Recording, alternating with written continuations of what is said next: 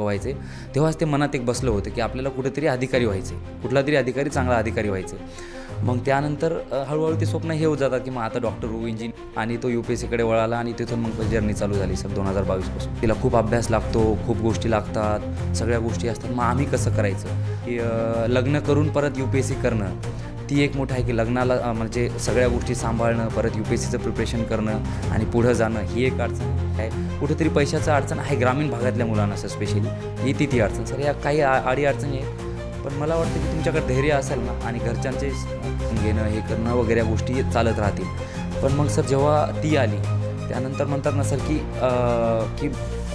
महिलांचा सपोर्ट खूप असतो सर. मित्रांनो, आज आपल्यासोबत आहेत डॉक्टर रामेश्वर शिंदे, भारतातल्या एका toughest exam civil services exam 2025मधले टॉपर, ऑल इंडिया रँक 705. महाराष्ट्रातील हिंगोली जिल्ह्यातील राधोरासारख्या छोट्याशा गावातून ज्यांनी प्रवास सुरू केला आणि आज UPSCसारख्या परीक्षेतून यश मिळवलं, ते आज आपल्यासोबत त्यांचा सक्सेस जर्नी शेअर करणार आहेत. Welcome doctor Rameshwar. पहिल्यांदा आपल्या विद्यार्थ्यांना, ॲस्पिरंट्सला तुमचा हा जो जर्नी आहे त्याच्या आधी तुमचं बॅकग्राऊंड समजून घ्यायला आवडेल. ठीक आहे. जसं सरांनी सांगितलंच की मी एका छोट्याशा गावातून येतो. त्या गावाचं नाव रिधोरा, सेनगाव तालुक्यामध्ये आहे, हिंगोली जिल्ह्यामध्ये. तिथून माझ्या या प्रवासाची सुरुवात झालेली सर. माझे वडील शेतकरी आहेत आणि आई पण शेतीच करते, आता हाऊसवाईफ आहे. आणि मला 2 भाऊ आहेत. त्यानंतर त्यांनी मेडिकलमध्ये त्यांचा प्रवास चालू झाला. पण सर आमच्या घराचा जो प्रवास होता खूप अडीअडचणीचा होता सर. बघायला गेलं तर आमची कोरडवाहू शेती सर, 9 एकर शेती होती त्या टायमाला. तिथून वडिलांचा जो म्हणतात ना की वडिलांचा जो अट्टहास किंवा मग वडिलांचं जे धाडस की बाबा मुलांना शिकवायचे, त्या कोरडवाहू शेतीतून त्यांनी आम्हाला शिकवत इथपर्यंतचा प्रवास पार केलेला आहे सर मी. म्हणून एका छोट्याशा गावातून जिल्हा परिषद शाळेमध्ये शिकून पुढं मी नंतर शिक्षण नांदेड लातूरला घेतलं. पण मग जिल्हा परिषदेतून चालू झाल्यावर प्रवास आज UPSCपर्यंत आला सर. UPSCचं जेव्हा तुम्ही डिसिजन घेतलं तेव्हा घरच्यांचा सपोर्ट कसा होता आपल्याला, आणि तुमच्या घरामध्ये कोण कोण आहेत? सर तसं पाहायला गेलं तर घरामध्ये असं काही विशेष आमचा काही बॅकग्राऊंड नाही UPSCमधलं. पण एक पहिल्यापासून होतं सर की UPSCमध्ये जायचं किंवा प्रशासनामध्ये जायचं आहे, काहीतरी करायचं म्हणून. ते लहानपणापासून एक आवड होती. पण जेव्हा MBBS झालं तेव्हा वडिलांना किंवा भावांना सांगितलं, तेव्हा भावांसोबतचा एक छोटासा किस्सा आहे. भावांसोबतचे एक मित्र होते, त्यांनी पण UPSC करत होते. त्यांनी 2 वेळेस इंटरव्ह्यू दिले, 3 वेळेस इनफॅक्ट इंटरव्ह्यू दिले होते. तर असं झालं की बाबा त्यांचं नाही झालं तर तुझं कसं होईल, आपण तर मराठी मीडियममधून आलेलो आहे, भले MBBS झालं तरी पण आपल्याला नाही जमणार. पण मग ते माझ्या म्हणजे म्हणतात ना की आपल्याला जर असेल करायची इच्छा तर मग घरचे तुम्हाला 100% सपोर्ट करतातच त्या गोष्टीत सर. MBBS करून डॉक्टर होणं आणि परत UPSC करून UPSCची तयारी करून प्रशासनामध्ये अधिकारी होणं, असं डिसिजन का घेतलं? सर एक गोष्ट नमूद करायची आहे मला की जेव्हा मी 5वीला होतो सर सर्वोदय विद्यालय खुडजमध्ये ना, तेव्हा एक डिस्ट्रिक्ट कलेक्टर आणि डिस्ट्रिक्ट मॅजिस्ट्रेट आले होते आमच्या शाळेमध्ये. तेव्हा ते लहानपणी असतं ना की त्यांना बघून की बाबा अरे किती मोठा अधिकारी आलेला आहे, आपल्याला यांच्यासारखं व्हायचे. तेव्हाच ते मनात एक बसलं होतं की आपल्याला कुठेतरी अधिकारी व्हायचे, कुठला तरी अधिकारी, चांगला अधिकारी व्हायचे. मग त्यानंतर हळूहळू ते स्वप्न हे होत जातात की मग आता डॉक्टर होऊ, इंजिनियर होऊ, सोसायटीच्या प्रेशरनुसार किंवा समाजाच्या प्रेशरनुसार. तर मग ते हळूहळू झालं. मग 2 भाऊ डॉक्टर जेव्हा झाले तेव्हा वाटलं की डॉक्टरकडेच जाऊ, डॉक्टरमध्ये पण चांगलं आहे, तिथून बी समाजाची सेवा होईल. पण सर ॲक्च्युअलमध्ये जेव्हा मी इंटर्नशिपमध्ये होतो, जेव्हा PSCला काम केलं आणि त्यानंतर मी हिंगोली डिस्ट्रिक्टला जेव्हा कोविडमध्ये काम केलं सर, तेव्हा मला आढळलं की आपण आपल्या लेवलवर खूप कमी लोकांपर्यंत सेवा पोहोचू शकतो. डॉक्टरची असो किंवा मग पेशंटची सेवा असो, खूप कमी लोकांपर्यंत जाते. आणि त्याच टायमात माझं इंटरॅक्शन डिस्ट्रिक्ट कलेक्टर आणि यांच्यासोबत झालेलं होतं. तेव्हा मला कळायचं की त्यांच्या एका डिसिजननं किती मोठा इम्पॅक्ट होऊ शकतो. मग तिथून सर आय टूक अ टर्न आणि तो UPSCकडे वळाला आणि तिथून मग जर्नी चालू झाली सर 2022पासून. अतिशय ग्रामीण भागातून, त्यातल्या त्यात शेतकरी पार्श्वभूमीमधून शिक्षण घेऊन UPSCचा प्रवास सुरू केला. काय अडचणी आल्या ग्रामीण भागातून आल्यामुळे आणि त्यांच्यावर कशी मात केली? सर पहिली अडचण तर हीच आहे, ग्रामीण भागातून UPSC करणं म्हणजे हीच एक मोठी अडचण आहे की बाबा आपल्याला जमल का, आपल्याला ती एक्झाम होईल का, हे सारी गोष्टी लोकांना खूप विचार येतात. म्हणजे मी बघतोय आज की मी 1-2 शाळेला जेव्हा भेट दिली तेव्हा त्यांना वाटलं की बाबा आम्ही तर खूप आम्हाला इंग्लिश बी येत नाही, आम्ही तर मराठी मीडियम लोकं, आता UPSCला खूप अभ्यास लागतो, खूप गोष्टी लागतात, सगळ्या गोष्टी असतात, मग आम्ही कसं करायचं. तर ती एक सगळ्यात मोठी अडचण आहे सर गावाखेड्यातल्या मुलांसाठी. मी बघतोय आज पुण्यामध्ये बी माझे मित्र आहेत, त्यांना बी ती अडचण जाते. आणि दुसरी अडचण सर म्हणतात ना की आता MBBS झाल्यानंतर बी बेरोजगार राहणं, तुम्ही काम न करणं, ती एक अडचण आहे. त्या अडचणीला सामोरे जाणं. आणि तिसरी अडचण नाही म्हणता येत सर, पण एक चॅलेंज म्हणू शकतो आपण ते, की लग्न करून परत UPSC करणं, ती एक मोठं आहे की लग्नाला म्हणजे सगळ्या गोष्टी सांभाळणं, परत UPSCचं प्रिपरेशन करणं आणि पुढं जाणं, ही एक अडचण आहे. आणि पैशाची पण थोडी कुठंतरी अडचण येते सर, ग्रामीण भागातून येणं, कधीमध्ये दिल्लीला बी यावं लागतं, प्रिपरेशन घ्यावं लागतं, आपल्या क्लासला बी तिथं बी इंटरॅक्शन होतं, तिथं बी आहे. कुठंतरी पैशाचं अडचण आहे ग्रामीण भागातल्या मुलांना सर, स्पेशली येते ती अडचण सर. या काही आडी अडचणी आहेत, पण मला वाटतं की तुमच्याकडे धैर्य असेल ना आणि घरच्यांचे सबळ सपोर्ट असेल तर तुम्ही परीक्षा पास होऊ शकता सर. मला असं म्हणजे खात्री आहे प्रत्येक मुलाकडून, तरी मला वाटतं. आज माझ्यासोबत खूप मित्र आहेत सर, त्यांची खरंच हालाकीची परिस्थिती आहे सर. त्यांनी असं बघतो मी की त्यांच्याकडे खूप पैसे नसतात, पण हालाकीतून ते पास होत आहेत. मला वाटतं की ते होऊ शकतं सर, तुमच्याकडे धैर्य असेल तर. लग्नानंतरही प्रिपरेशन होऊ शकतं चांगल्या प्रकारे? नक्कीच सर. म्हणजे मला सांगायला खूप आनंद होईल सर की माझी जी बायको आहे, वाईफ कोमल शिंदे सर, ती माझ्या गावातलीच आहे. आमचं गावातलं मध्येच लग्न झालेलं 2021ला सर. मी लग्न केलं तेव्हा मी कोविडमध्ये कामच करत होतो हॉस्पिटलला, तेव्हाच माझं लग्न झालं. त्यानंतर मी 1 वर्ष काम केलं आणि नंतर मग इकडला प्रवास चालू केला UPSCचा. त्या दरम्यान पहिल्या प्रवासामध्ये मी 1 वर्ष नव्हती ती माझ्यासोबत. मला वाटलं की ठीक आहे, अडीअडचणी येतील, रूम घेणं, हे करणं वगैरे गोष्टी चालत राहतील. पण मग सर जेव्हा ती आली त्यानंतर म्हणतात ना सर की महिलांचा सपोर्ट खूप असतो सर तुम्हाला. तुमचं जर धैर्य असेल ना तर त्या प्रत्येक क्षणोक्षणी तुम्हाला सपोर्ट करतात. तसं सर माझ्या वाईफनं खूप मला सपोर्ट केला थ्रू आउट माय 3.5 इयर्स शी सपोर्टेड मी. ती प्रत्येक गोष्टीत मला सपोर्ट केला सर. अभ्यास असो, तुमचे इमोशनल सपोर्ट असो, किंवा मग तुमच्या प्रत्येक अडीअडचणीत खरंच खूप हे आहे. त्यामुळंच सर म्हणतात ना की लग्नानंतर बी तुम्ही प्रिपरेशन करू शकता जर खंबीर सपोर्ट करणारा तुमचा जर पार्टनर असेल तर नक्कीच करू शकता सर. म्हणजे पार्टनरची साथ असेल तर लग्नानंतरही प्रिपरेशन करून सक्सेस मिळवता येतो? 100% सर, 100% करता येते. पण सर यामध्ये एक आहे की तुम्हाला बी तेवढी अंडरस्टँडिंग ठेवावं लागेल, तुम्हालाही त्या प्रकारचं वागावं लागेल, तुम्हाला त्या प्रकारचं राहावं लागेल. सगळ्यांचे इमोशन्स किंवा सगळ्यांच्या भावना आपल्याला समजून घेऊन पुढं जावं लागेल. त्यासाठी थोडं संयम, शांतता ठेवून आपलं प्रिपरेशन, घर सांभाळणे किंवा मग सगळ्यांनाच टाईम देणे, ही एक गोष्ट मला वाटते की आपल्याला करावी लागेल. आणि ती या प्रिपरेशनमध्ये आपल्याला UPSC पण शिकवते आणि मला वाटतं मला लग्नानं पण ती जास्त शिकवलं आहे. आजकाल बरेचसे डॉक्टर UPSCकडे वळताना दिसत आहेत, यामागे काय कारण असू शकेल? सर मला हा क्वेश्चन एक्झॅक्ट मला विचारलेला सर यावेळेस इंटरव्ह्यूमध्ये पण. द सेकंड क्वेश्चन वॉज की तुम्ही डॉक्टर लोक काय आहेत, आधी इंजिनियर होतं ते आम्हाला माहीत आहे, पण आता डॉक्टर खूप वळत आहेत. सर त्यामागे आता एक जनरल अंडरस्टँडिंग आहे, जे आमचे कलिग्स आहेत त्यासोबत बोलतो ते सेम अंडरस्टँडिंग की बाबा आपल्याला कुठेतरी चांगल्या याच्यावर काम करायचं. हेल्थ डिपार्टमेंटमध्ये जर आपल्याला करायला भेटलं काही IASमध्ये जाऊन तर खूप लेवलवर काम करता येईल. जसं सर पॉवर्टी आहे, गरिबी आहे, न्यूट्रिशन आहे, किंवा मग तुमचं खूप साऱ्या गोष्टी आहेत ज्या हेल्थला अफेक्ट करतात याद्वारे किंवा त्याद्वारे. तर त्या लेवलवर तुम्ही ॲडमिनिस्ट्रेशनमध्ये, प्रशासनामध्येच काम करू शकता. त्यामुळे मग UPSCमध्ये येऊन जास्त प्रकारे हेल्थ डिपार्टमेंटमध्ये जर काम करता येईल, हा एक उद्देश आहे डॉक्टरचा. आणि परत दुसऱ्या बी फील्ड भेटतात. आपण जसं मी सर एका ग्रामीण भागातून येतो, तर मग ग्रामीण भागातली प्रॉब्लेम्स किंवा मग आपल्याला अडीअडचणी माहीत आहेत, त्यावर बी काम करता येईल आपल्याला चांगल्या प्रकारे. ज्या बी आपण स्टेटमध्ये काम करू, ग्रामीण भागात चांगल्या प्रकारे काम करता येईल असं वाटतं. असं म्हणजे एक डॉक्टरची आहे सर एक अंडरस्टँडिंग येण्याबाबतची UPSCमध्ये. MBBS करून डॉक्टर झाल्यानंतर MBBSचा किंवा आपल्या वैद्यकीय ज्ञानाचा उपयोग UPSCच्या प्रिपरेशनमध्ये कितपत होऊ शकतो किंवा तुम्हाला कितपत झाला?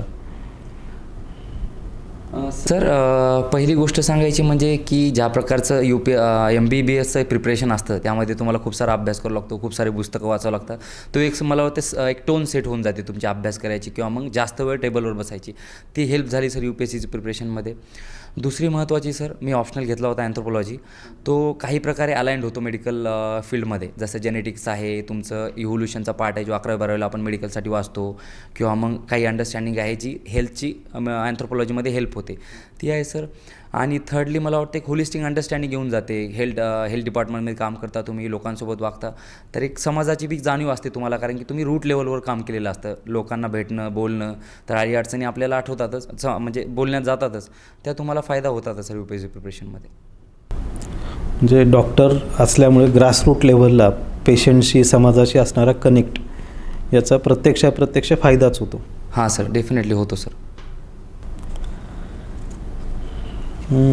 UPSCच्या प्रिपरेशनमधले 3 महत्त्वाचे टप्पे. पहिला पूर्वपरीक्षा, मुख्य परीक्षा आणि मुलाखत. पूर्वपरीक्षा प्रिलिम्स, त्याचं प्रिपरेशन, त्याची स्ट्रॅटेजी काय होती आणि कसं प्रिपेअर केलं? सर प्रिलिम्स म्हणजे पूर्वपरीक्षा सर, ती एक असं आहे की गॅम्बल आहे म्हणतात की खूप अवघड एक्झाम आहे. असं एक जेव्हा मी UPSC प्रिपरेशन चालू केलं तर असं वाटलं की प्री काढली म्हणजे तुमचं UPSCचं पुढची जर्नी चालू होते आणि तुम्ही पोचू शकता शेवटच्या टप्प्यापर्यंत. सर त्या प्रिपरेशनमध्ये स्ट्रॅटेजी सिम्पल होती सर. एक स्टॅटिक बुक वाचणं, जे रेफरन्स बुक आहेत, आणि NCERT सर. NCERT ज्या बुक आपल्या सब्जेक्टचे आहेत, जसं हिस्ट्री आहे, पॉलिटी आहे, इकॉनॉमी आहे, ते बेसिक वाचले सर, आणि रेफरन्स बुक.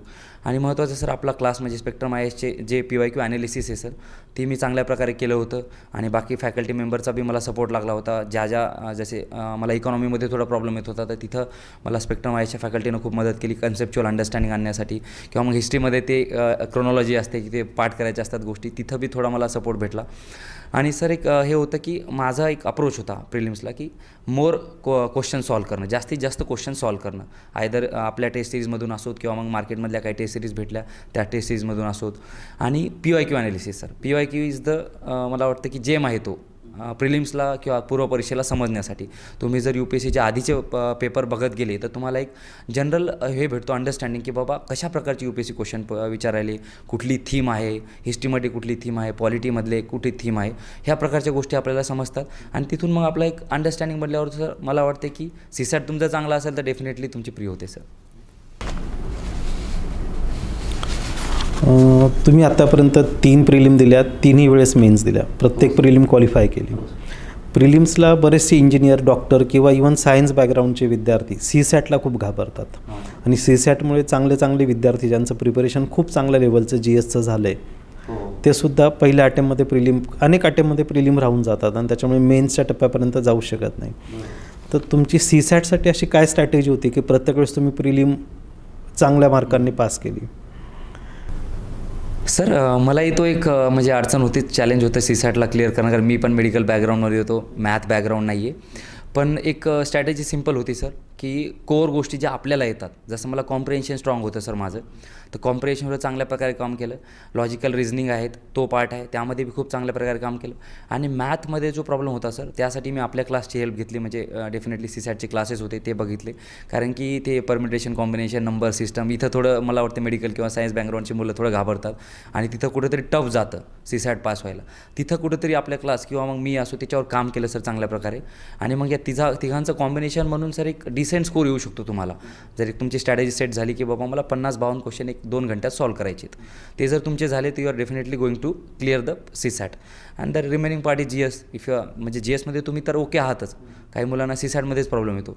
तर मला वाटतं त्याच्यासाठी तुम्ही कॉम्प्रिहेन्शन चांगल्या प्रकारे करा सायन्स बॅकग्राऊंडच्या मुलांनी, आणि लॉजिकल रिझनिंग आणि मॅथमधले छोटे टॉपिक उचला, जसं नंबर सिस्टम आहे, कन्सेप्च्युअल अंडरस्टँडिंग ठेवा, ॲव्हरेज आहे, डबल तुमचं पर्सेंटेज आहे, याच्यामधून तुम्ही एक 10 ते 15 क्वेश्चन आरामात काढू शकता. म्हणजे ओव्हरऑल तुमचे 50 क्वेश्चन झाले तर तुम्ही पास होणार आहात. मला तरी माझा अनुभव सांगतो आहे सर की पास होण्याची एक सिम्पल स्ट्रॅटेजी आहे माझी CSATमध्ये. म्हणजे आपल्या स्ट्रॅटेजीमधून ॲस्पिरंटला लक्षात येते की UPSCची प्रिलिम काढायची, जी तुम्ही प्रत्येक वेळेस काढलेली, आणि हे डिफिकल्ट असतं, असे खूप क्वचित ॲस्पिरंट आहे की ज्यांनी प्रत्येक अटेम्प्टला प्रिलिम क्लिअर केलेली आहे. तर प्रिलिम क्लिअर करायची म्हणजे PYQची प्रॅक्टिस, तिथून आपल्याला एक दिशा मिळते GSच्या अभ्यासाची. आणि CSATसाठी कन्सेप्च्युअल अंडरस्टँडिंग, मॅथ्स, रिझनिंग असेल, आणि कॉम्प्रिहेन्शनची प्रॅक्टिस. म्हणजे ही एक की किंवा त्याला आपण म्हणू शकतो गुरुकिल्ली आहे प्रिलिम पास होण्याची. हो सर, बरोबर. प्रिलिम्सनंतर सगळ्यात महत्त्वाचा टप्पा म्हणजे मुख्य परीक्षा, की ज्याच्या मेरिटवर आपण इंटरव्ह्यूला सिलेक्ट होतं किंवा त्याच्याच मेरिटवर आपला पोस्ट किंवा केडर अलोकेट होतं. तर मुख्य परीक्षेसाठी तुमची काय स्ट्रॅटेजी राहिली, कसं प्रिपरेशन केलं मुख्य परीक्षेसाठी? सर मी 3 मुख्य परीक्षा दिल्यात मेन्स. पहिल्या मेन्सला नाही पास होऊ शकलो, मला एक 674 मार्क पडले होते. मला कट ऑफच्या मला वाटतं एक 50-60 मार्क मागं होतो मी. OBCच्या कट ऑफच्या हिशोबानं. नेक्स्ट अटेम्प्टला इम्प्रूव्ह झालो, मेन्स क्लिअर झाली आणि थर्डला तर आता क्लिअरच आहे पूर्ण स्टेज. सर स्ट्रॅटेजी पहिल्या वेळेस काही समजलंच नाही. म्हणजे खरं सांगायचं म्हणजे सर मला वाटते कुठेतरी आपल्याला ती मेन्स आन्सर रायटिंग नसते किंवा पहिल्या वेळेस आपण प्री करतो आणि प्री पास झाले की फटकन मेन्समध्ये उतरायचे. मग आपले नोट्स प्रिपेअर नसतात किंवा मग ॲन्सर्स कसे लिहायचे, 150 शब्दात कसं लिहायचं, 250 शब्दात कसं लिहायचं, ती डिमांड काय विचारले ते समजून घेणं हे एक चॅलेंज आहे. ते पहिल्या मेन्सला गेलं सर. मला वाटतं इनफॅक्ट GS1, GS3 आणि GS4ला मला खूप जास्त हे झाला प्रॉब्लेम. पण GS2मध्ये मला वाटतं आपल्या क्लासची हेल्प असो, स्पेक्ट्रम IASच्या फॅकल्टीची, मला तिथं हेल्प झाली GS2ला. पण बाकीच्यामध्ये माझंच विकनेस होते कुठेतरी ॲन्सर रायटिंगमध्ये लिहिण्याचा प्रॉब्लेम होता. तो मला वाटते सर सेकंड अटेम्प्टमध्ये मी 2024ला इम्प्रूव्ह केला सर. म्हणजे मेन्समध्ये माझे मार्क वाढले, GSमध्ये असो किंवा मग ऑप्शनलमध्ये. त्यामागे एक कारण सर की माझी मेन्सची आन्सर रायटिंग मी चांगल्या प्रकारे इम्प्रूव्ह केली. त्यामध्ये सर की जसं म्हणजे सांगायला काही हरकत नाही, तुमचं गायडन्स असो की स्ट्रीमलाईन कसं करायचं आन्सर, तुमचं 150 शब्दातच तुम्हाला डिमांड बी ॲड्रेस करायचे, इंट्रो कसा लिहायचा, कन्क्लुजन चांगल्या प्रकारे कसं लिहिता येईल. आणि दुसरी महत्त्वाची म्हणजे की बॉडीला पण तेवढंच महत्त्व दिलं पाहिजे. कारण की असं म्हणतात की इंट्रोडक्शन कन्क्लुजन चांगलं लिहिलं तर बॉडीमध्ये थोडं मागं पुढं करू शकता. पण बॉडी ऑल्सो म्हणजे मधातला जो पार्ट आहे क्वेश्चनचा तो पण चांगल्या प्रकारे मला वाटते मार्कला तुम्हाला पार्ट करतो, म्हणजे इम्पॉर्टंट पार्ट आहे तो. त्यामध्ये हेल्प झाली. आणि थर्डमध्ये सर माझा ऑप्शनलमध्ये जी बॅकवर्डनेस होती पहिल्या अटेम्प्टला 2023च्या मेन्सला, ती मी इम्प्रूव्ह केली 2024-25ला. तिथं छोट्या छोट्या गोष्टींना ॲड केलं, डायग्राम्स ॲड केल्या किंवा मग असं म्हणू शकतो की डिमांड जी आहे प्रॉपर डिमांडला ॲड्रेस केलं. भले 2-3च आपल्याला पॉईंट्स माहीत आहेत, उगं 4-5 पॉईंट लिहिण्यापेक्षा 2-3च पॉईंट कोर डिमांडचे पॉईंट लिहा. किंवा मग फ्लो चार्ट्स असो, पाय डायग्राम त्या इन्क्लूड केल्या GSच्या पार्टमध्ये. ह्या 2-4 गोष्टी इम्प्रूव्ह केल्या सर. आणि डाटा आणि फॅक्ट्सवर काम केलं तर 2024च्या अटेम्प्टला आणि 25ला मोर डाटा आणि फॅक्ट्स टाकलं की आपलं ॲन्सर ऑथेंटिक वाटलं पाहिजे, की बाबा कुठेही काही आपण टाकत नाही, अशी एक चांगल्या प्रकारे गोष्ट लिहितो आणि त्याला डाटाने ऑथेंटिकेट करतो आहे. ह्या 3-4 गोष्टी केल्या सर. पहिली म्हणजे इम्प्रूव्ह केली आपल्याद्वारे किंवा आपल्या क्लासच्याद्वारे की कशी स्ट्रीमलाईन करायची डिमांड. दुसरी महत्त्वाची ऑप्शनलवर काम केलं. तिसरं डाटा आणि फॅक्ट्स. आणि चौथं बॉडीला चांगल्या प्रकारे लिहिण्याचा प्रयत्न केला by including diagrams, pie chart आणि ह्या गोष्टी केल्या सर. म्हणजे ॲन्सर रायटिंग एक आर्ट, ही कलाच आहे. आणि ती व्यवस्थित आत्मसात केली तर नक्कीच आपण मेन्सला चांगल्या मार्कांनी यशस्वी होऊन मुलाखतीला जाऊ शकतो. याच्यामध्ये आता अँथ्रोपॉलॉजी हा तुम्ही ऑप्शनल सब्जेक्ट घेतला होता, तर अँथ्रोपॉलॉजी निवडण्याचं कारण काय आणि त्याची कशी मदत झाली? सर पहिल्यांदा सांगायचं म्हणजे आता मेडिकलमध्ये 20 सब्जेक्ट वाचलेले होते ऑलरेडी. तर मग खूप सारी चांगली अंडरस्टँडिंग होती आणि पहिल्यापासून ती ह्युमॅनिटीज वाचायचं एक हे होता की बाबा आपण हिस्ट्री असो किंवा अँथ्रोपॉलॉजी, सोशॉलॉजी किंवा समाजशास्त्र असं वाचायचं इंटरेस्ट होता. आणि तिसरी महत्त्वाची गोष्ट सर, मी जेव्हा डॉक्टर होतो म्हणजे सेकंड इयरला होतो तेव्हा मी गडचिरोलीला व्हिजिट केलं होतं सर. ट्रायबल एरियामध्ये सर्च फाउंडेशन म्हणून आहेत, डॉक्टर राणी बंग आहे, अभय बंग, तिथं मी काम केलेलं सर. तर माझं चांगल्या प्रकारे इंटरॅक्शन झालं होतं ट्रायबल लोकांसोबत, म्हणजे ट्रायबल कम्युनिटीसोबत. तर मग तिथं असं झालं की बाबा आपल्याला चांगल्या प्रकारे अंडरस्टँडिंग येईल. अँथ्रोपॉलॉजीमध्ये एक सेपरेट सेक्शन आहे ट्रायबल अँथ्रोपॉलॉजी म्हणून, मग त्याच्यामध्ये आपल्याला हेल्प होईल. तो एक आपला चांगला पार्ट आहे. मेडिकलमधला बी पार्ट आहे आणि ह्युमॅनिटीज जसे सोशो कल्चर अँथ्रोपॉलॉजी ती पण आपल्याला शिकायला भेटेल. त्यामुळं सर मग ते एक डिसिजन घेतलं की बाबा हे करू शकतो. आणि फायनली थोडं सिनियर बी म्हटले की it is a score improving आहे. मेडिकल सायन्स थोडा कमी स्कोरर आहे रिसेंट टाईममध्ये. तो एक थोडा एक फॅक्टर होता सर. पण initially there was my interest आणि मग स्कोरचा बी एक पार्ट प्ले केला सर सिलेक्शनमध्ये अँथ्रोपॉलॉजीच्या. म्हणजे अँथ्रोपॉलॉजी हा सब्जेक्ट कनेक्टेड होता आधीपासूनच, डिसिप्लिनमुळे असेल, प्रॅक्टिसमुळे असेल आणि इंटरेस्टमुळे पण असेल. त्याच्यामुळे त्याची नक्कीच चांगली मदत झालेली दिसते. हे झालं प्रिलिम आणि मेन्स. शेवटचा महत्त्वाचा टप्पा, मुलाखतीचा टप्पा, त्याच्यासाठी कशी तयारी केली आणि काही मुलाखतीतले एक्सपिरियन्स आहेत किंवा मेमरीज आहेत UPSCच्या ॲक्च्युअल मुलाखतीचे, तर ते आपल्या ॲस्पिरंटला शेअर करा. माझ्या 2 मुलाखती झालेल्या आहेत. 2024ला एक मुलाखत दिली आणि 2025ची ही मुलाखत. दोन्ही मुलाखत खूप अशा कॉन्ट्रास्टिंग आहेत. एक मुलाखत चांगली आणि एक मुलाखत थोडी मला वाटते माझ्या हिशोबाने चांगली गेली नाही यावर्षीची. प्रथम म्हणजे मुलाखतीसाठी आपल्या स्पेक्ट्रम IAS अकॅडमीचे मेंटरशिप प्रोग्राम होता, जो इंटरव्ह्यू गायडन्स प्रोग्राम, त्यामधून खूप हेल्प झाली. स्पेशली सरांची हेल्प, म्हणजे पर्सनॅलिटी डेव्हलप कशी करता येईल, चांगल्या प्रकारे कसं बोलता येईल. महत्त्वाचं म्हणतात ना की आता आपण गावाखेड्यातून येतो, आपल्याला इंग्लिश हा सगळ्यात मोठा फॅक्टर आहे मला तरी वाटतं सर. पहिल्या अटेम्प्टला असं झालं की बाबा इंग्लिश कशी बोलायची तिथं 30 मिनिट कसं बोलायचं इंग्लिशमध्ये तेवढा फास्ट, म्हणजे फास्ट इन द सेन्स ते क्वेश्चन्स विचारल्यानंतर कॉम्प्रिहेंड करायचं आहे, त्याला 3-4 पॉईंट व्हॅलिडेट करायचे आहेत, ते इंग्लिशमध्ये द्यायचे आहेत आणि कुठलाही क्वेश्चन येऊ शकतो. त्यामध्ये तुमची मदत एक झाली सर मला, की बाबा एक जनरल अंडरस्टँडिंग, आपला एक रूट ज्यासोबत कनेक्टेड आहे त्यामध्येच आपले आन्सर्स आहेत, म्हणजे आपलं बॅकग्राऊंड जे आहे त्यामध्येच आपले आन्सर्स येणार आहेत. ती एक आणणं मला हेल्प झाली सर, त्यामध्ये हेल्प झाली. आणि मेंटॉरशिप तर कॉन्स्टंटली होती, सतत हेल्प होतीच आपली क्लासेसची. आणि 1-2 ठिकाणी बी मॉक इंटरव्ह्यू दिले, त्यामधून पण कॉन्फिडन्स बिल्डअप झाला. कॉन्फिडन्स महत्त्वाची गोष्ट आहे सर, मला वाटते. आत्मविश्वास, मुलाखतीत जाणं म्हणजे आत्मविश्वास मला तर वाटते. तुमचा जर आत्मविश्वास एकदा असा चांगला असेल तर तुम्हाला मुलाखतीत चांगले मार्क पडणार आहेत. तर पहिल्या मुलाखतीची सर पहिली महत्त्वाची गोष्ट म्हणजे मी बाहेर बसलो होतो. आपल्याला खुर्चीच्या बाहेर बसवतात, म्हणजे आपली जी रूम आहे त्याच्या बाहेर एक 5 मिनिट खुर्चीवर बसवतात. त्यामध्ये थोडी धगधग वाढली की बाबा आता 5 मिनिटात आत जायचं आहे. मग त्यामध्ये मी इंट्रोडक्शन, जसं आपलं इंट्रोडक्शन बार प्रॅक्टिस असते ना, तर इंट्रोडक्शन म्हणून घेतलं एकदा. म्हणलं इंट्रोडक्शन घेतलं तर आपल्याला फ्लो येऊन जाईल. आणि फॉर्च्युनेटली म्हणजे आपलं भाग्य म्हणायचं की पहिला क्वेश्चन मला तोच होता की Rameshwar please introduce your self. आणि ते जस्ट प्रॅक्टिस केल्यामुळे तो फ्लो बनला आपल्या इंटरव्ह्यूमध्ये. मग ते इंटरव्ह्यू फ्लो बनला तर कॉन्फिडन्स आला, आत्मविश्वास आला की आता सेल थ्रू करू शकतो, आता इंटरव्ह्यू आपला चांगला जाणार. मग त्यानंतर डिफरंट क्वेश्चन आले सर, म्हणजे इनफॅक्ट मी ती प्रिपेअर पण नव्हते केले. माझं मेडिकलचं एक 20% विचारलं मला, 20 ते 30% पहिल्या इंटरव्ह्यूला. तरी पण 70% बाहेरचं येऊन पण मी चांगल्या प्रकारे सेल, आत्मविश्वास होता. त्या इंटरव्ह्यूचे 1-2 आहेत की मला पंचायती राजबद्दल विचारलं होतं, म्हणजे आपले जे लोकल गव्हर्नमेंट वगैरे आहेत, जसं आपलं ग्रामपंचायत वगैरेचं. त्यांनी म्हटले की ग्रामपंचायत चांगली की जिल्हा परिषद चांगलं. तर मग मला ते एकदम अंडरस्टँडिंग नाही आली किंवा मला ते समजलं नाही क्वेश्चन, मी जिल्हा परिषद सांगून दिलं. तर मग सरांनी मला रेक्टिफाय केलं की ते मला इनफॅक्ट वाटलं की महाराष्ट्राचेच आहेत सर. त्याप्रकारे विचारलं लागले, तुला नाही वाटत का मग ग्रामपंचायत लोकांसोबत रूटेड आहे वगैरे. तर मग मी पोलाइटली ॲग्री केलं, सॉरी म्हटलो. आणि मी म्हटलं की सर यस सर, की बरोबर आहे, ग्रामपंचायतमध्ये आपण लोकांचं पार्टिसिपेशन असतं, लोक स्वतः भाग घेतात आणि कामाला वळवणी देतात. ते एक असं होतं की मला समजतं की वाटतं की बाबा इंटरव्ह्यूमध्ये जर चुका होते ना तर ॲक्सेप्ट करा ऑनेस्टली, की बाबा चुकलो आहे सर. तो एक माझे 2-3 वेळेस झालं आणि ऑनेस्टली ॲक्सेप्ट केलं. पण सेकंड इंटरव्ह्यू किंवा सेकंड मुलाखत खूपच वेगळी होती सर. म्हणजे मला वाटलं की आता एक्सपेक्टेशन वाढली होती की बाबा पहिली मुलाखतमध्ये चांगले मार्क पडले तर या मुलाखतमध्ये अजून चांगले मार्क पडतील. आपला कॉन्फिडन्स तर आहेच, इंटरव्ह्यू देऊन आलेलो आहे. याआधी तर यावेळेस जेव्हा चेअरवर बसलो होतो त्यावेळेस असं मनात काही भीती नव्हती, असं काही प्रॅक्टिस बी नाही केली. म्हटलं हो जाएगा, कर लेंगे. पण मग जेव्हा आत गेलो तेव्हा मला इनफॅक्ट 11:58 विचारलं होतं किती वेळ झाला. त्यांना विचारलं होतं, म्हणजे 11:58 झालेले आहेत. मग मी आत मला वाटतं 2-3 मिनिटांनी गेलो. तर पहिलं कन्फ्युजन हेच झालं की गुड मॉर्निंग म्हणू की गुड आफ्टरनून म्हणू. पण मग मला वाटलं की 5 मिनिट झाले तर गुड आफ्टरनून म्हटलो आणि बसलो. मग सरांचा पहिलाच क्वेश्चन तो मेडिकल फील्डवर, की तुला काय वाटतं की डॉक्टर स्वतःची जास्त काळजी घेतात की पेशंट स्वतःची जास्त काळजी घेतात. तर मग मी माझा पॉईंट ऑफ व्ह्यू सांगायला लागलो की बाबा सर डॉक्टर लोक पण स्वतःची काळजी घेतात, किंवा खाणं असो किंवा मग फिजिकल एक्सरसाइज. मग तुझ्या मनानं की मग पेशंट लोकांची काळजी कोण घेतं, तुम्ही स्वतःचीच काळजी घेत राहतात. म्हणजे तो असा एक इन्सिडेंट झाला आणि मग सर सगळे लोक हसायला लागले. मग तिथं थोडं वाटलं की बाबा सर हसायले, तर पण तिथं बी कॉन्फिडन्स मेंटेन केला. आणि त्यानंतर मग बाकीचा मेडिकलवर गेला इंटरव्ह्यू. आणि मग तुम्ही जसा क्वेश्चन विचारला होता की बाबा डॉक्टर लोक काय येत आहेत, तो एक एक्सपिरियन्स होता. असे खूप सारे एक्सपिरियन्स होते. आणि 1-2 ठिकाणी मला वाटते कुठेतरी मी मोनोटोनस झालो होतो या मुलाखतीमध्ये, त्यामुळे थोडी कमी मार्क्स आले.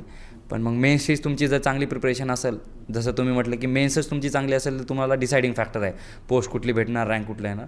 त्यामुळे मग ते चांगल्या प्रकारे यावेळेस झालं सर. तर UPSCचं जे प्रिपरेशन आहे अगदी प्रिलिमपासून तर इंटरव्ह्यूपर्यंत, त्याच्यामध्ये आपल्या आसपास काय घडते, लोकल टू ग्लोबल, कारण त्याचा परिणाम प्रशासनावर, पब्लिकवर प्रत्यक्ष होत असतो. आणि म्हणून त्याचा अभ्यास पण खूप महत्त्वाचा आहे. तर चालू घडामोडींचा अभ्यास कसा केला आणि त्याचा कसा उपयोग झाला? सर चालू घडामोडी म्हणजे आपल्या करंट अफेअर्ससाठी मेन म्हणजे न्यूजपेपरचा मेन सहारा होता सर. द हिंदू आणि द इंडियन एक्सप्रेस कधीमध्ये वाचायचो. द हिंदू माझा मेन स्टे होता थ्रू आउट द प्रिपरेशन, म्हणजे 3 वर्षात मी द हिंदूच जास्त वाचला. फक्त इंटरव्ह्यूला द इंडियन एक्सप्रेस वाचतो.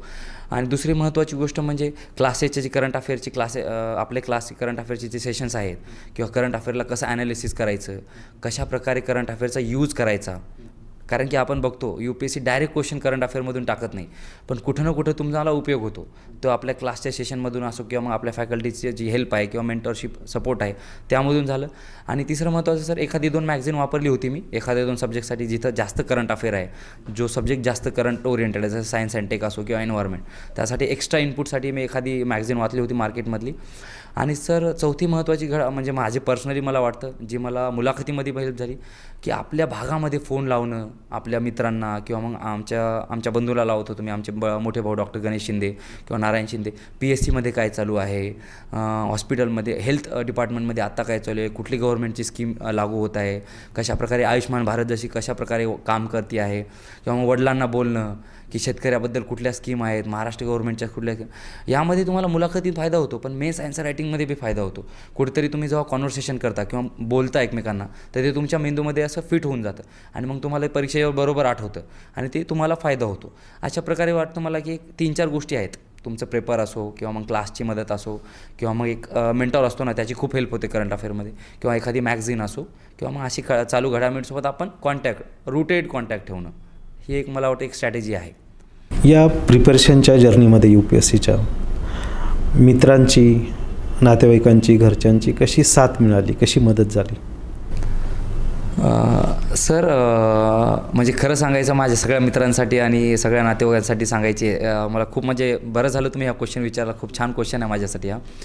सर फॅमिलीनंतर ना तुम्हाला कोणीतरी मदतीला येतं, ते मित्र असतात.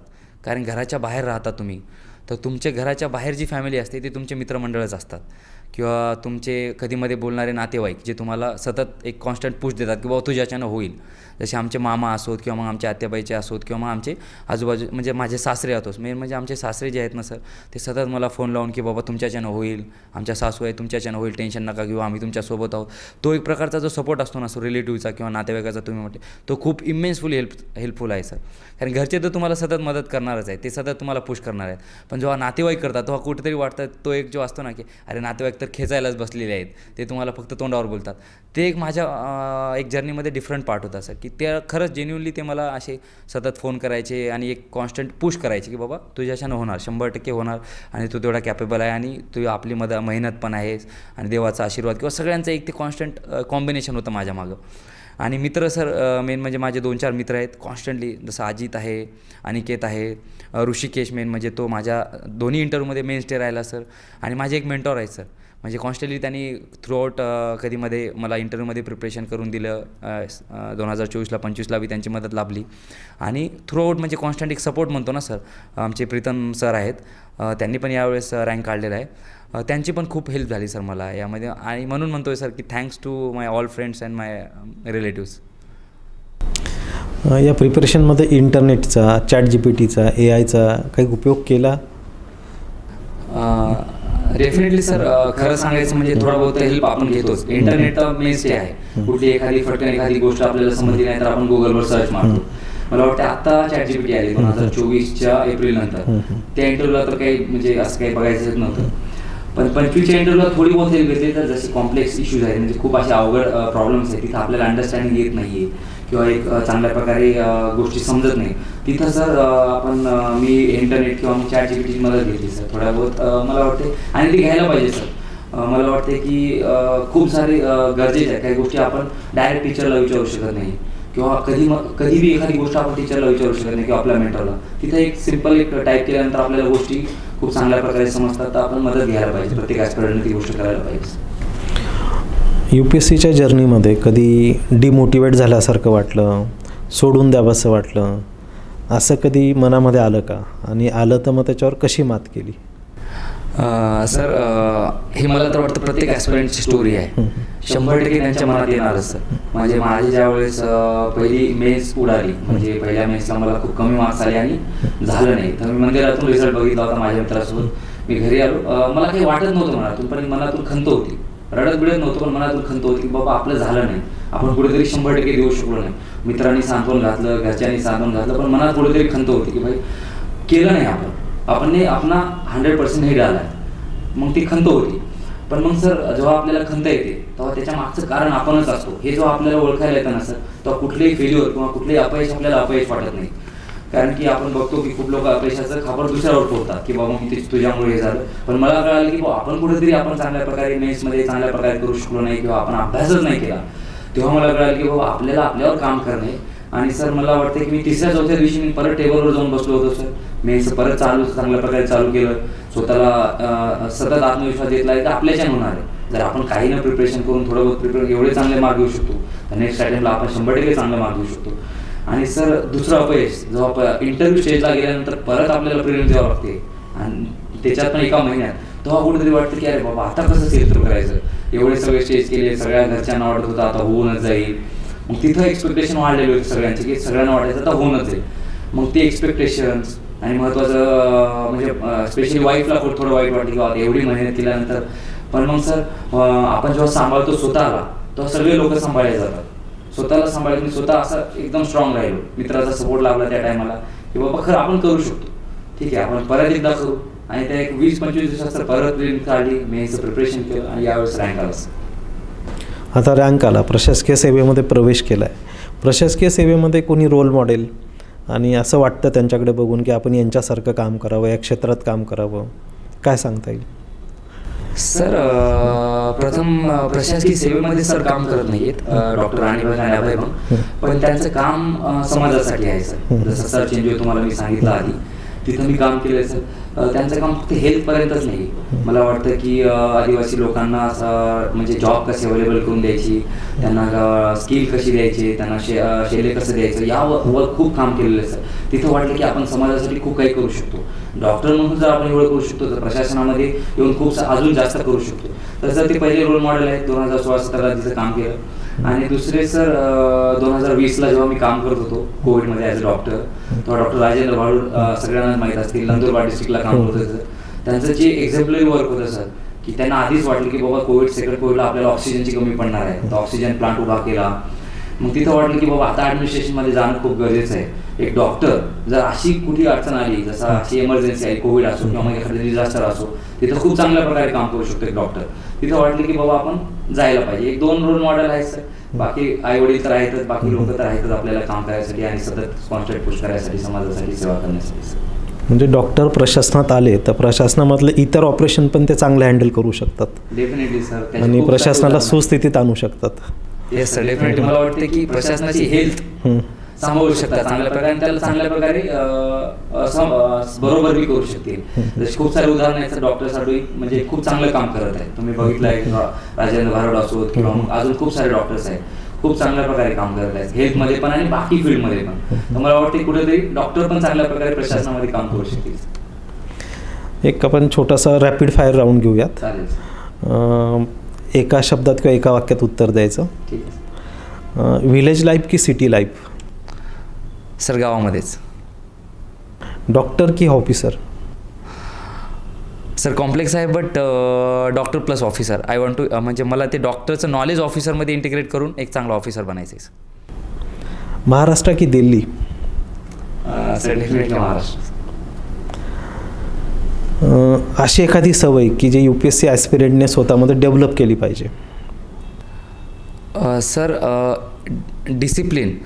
सकाळपासून उठणे आणि संध्याकाळपर्यंत झोपण्याचा जो टाईम टेबल आहे तो कॉन्स्टंटली एकच असणे, एक डिसिप्लिन असणे. त्यामध्ये फिजिकल एक्सरसाइज आणि चांगलं डाएट इंटिग्रेट करणे ही एकमेव सवय आहे सर, जी तुम्हाला अभ्यासालाही मदत करेल आणि तुमच्या मेंटल आणि फिजिकल हेल्थला बी मदत करेल. आणि अशी कुठली मिस्टेक आहे की जे ॲस्पिरंट्स नेहमी करतात? सर मला वाटतं 2 आहेत. प्रथम म्हणजे स्वतःवर विश्वास न ठेवणे आणि मार्केटच्या खूप स्ट्रॅटेजीमध्ये जाणे की बाबा 10 लोकांकडून गायडन्स घेणे. जसं एकाच सरांकडून गायडन्स घेणे, 10 लोकांकडून गायडन्स घेणे, तो एक मोठा हे मिस्टेक आहे सर. आणि सेकंड म्हणजे UPSCची डिमांड न समजणे, प्रिलिम्स असो, मेन्स असो किंवा मुलाखतीची. ती एक आहे सर. काहीतरी करायचं. म्हणजे जसं आपल्या क्लासनं मला तरी कुठंतरी वाटतं की राईट वे दाखवला किंवा प्रिलिम्स स्लाइज करायचं, मेन्स स्लाइज करायचं, तो कुठेतरी दुसरीकडे डायव्हर्ट होऊन जातात आणि मग ते पाथच कुठेतरी दुसरीकडे जातात. ह्या 2 मिस्टेक मला वाटतात. ग्रामीण भागातल्या विद्यार्थ्यांसाठी एक संदेश? मला खरंच मनातून सांगू इच्छितो आहे मी ही गोष्ट. 1 मिनिट घेईल सर या गोष्टीबद्दल. मी पण ग्रामीण भागातूनच आलेलो आहे. त्यामागे एक स्टोरी आहे सर, मी टाईम घेईल याबाबत. की मी 4थीपर्यंत जिल्हा परिषद शाळेमध्ये होतो आणि मला खरं सांगायचं म्हणजे ना, मला माझं नाव पण लिहिता येत नव्हतं इंग्लिशमध्ये. मी माझा भाऊ होता ज्ञानेश्वर शिंदे म्हणून, त्याचं बघून पास होतो सर 4थीपर्यंत.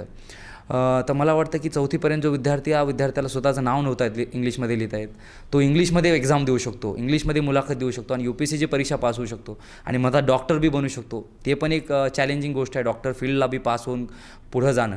जर एक मी ग्रामीण भागातला विद्यार्थी 4थीपर्यंत काही नाही येणारा करू शकतो, तर तुम्ही प्रत्येकजण करू शकता. पण स्वतःमध्ये आत्मविश्वास, चांगल्या टीचर्सचं गायडन्स घेणं आणि कॉन्स्टंटली अशा एन्व्हायरमेंटमध्ये राहणं, जसं UPSC किंवा मग वाईट गोष्टींकडून जसं सोशल मीडिया डिस्ट्रॅक्शन आहेत, मोबाईलपासून दूर ठेवणं, या गोष्टी जर करसाल ना, तर तुम्हाला 100% मला तरी वाटतं माझ्यासारखं यश भेटेल आणि प्रत्येक जो ग्रामीण भागातला विद्यार्थी आहे त्याच्यासारखं यश भेटेल सर. डॉक्टर रामेश्वर शिंदे यांची सक्सेस स्टोरी आपण त्यांच्याकडूनच ऐकली.